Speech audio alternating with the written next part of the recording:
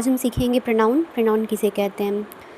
Pronoun a word that is used in place of a noun और a phrase that contains a noun. वह शब्द जो किसी noun के स्थान पर प्रयोग होता है उसे प्रोनाउन कहते हैं। ठीक है, तो नाउन किसे कहते थे?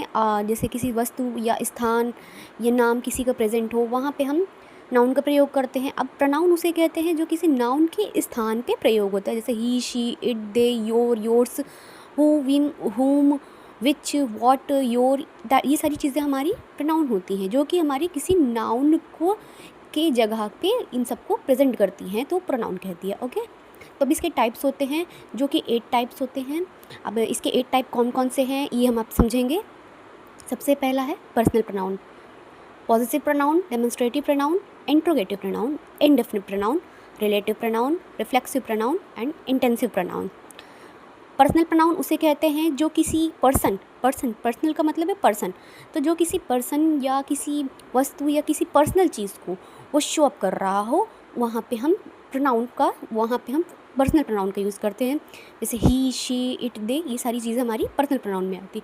अब पॉसेसिव किसे कहते हैं? पॉसेसिव प्रोनाउन उसे बोलते हैं जो किसी चीज़ में अपना ओनरशिप को प्रेजेंट कर रहा हो, जैसे किसी वस्तु या स्थान या नाम पे खुद के अपनी ओनरशिप को प्रेजेंट कर रहा हो, उसे पॉजिटिव प्रोनाउन कहते हैं। जैसे माई, योर, ओन, आवर, ये सारी चीज़ें हमारी पॉजिटिव प्रोनाउन होती है। ओके, डेमोन्स्ट्रेटिव प्रोनाउन उसे कहते हैं जो किसी specific place, specific person, specific thing को रिप्रेजेंट कर रहा हो कि हाँ, ये इसी चीज़ को हम शो अप कर रहे हैं।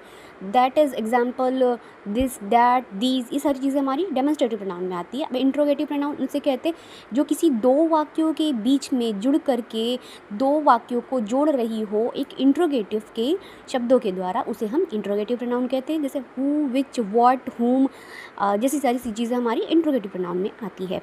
अब इंडेफिनिट प्रोनाउन उसे कहते हैं जो किसी अनिश्चित नाउन के स्थान पे प्रयोग होता है, उसे हम इंडेफिनिट प्रोनाउन कहते हैं।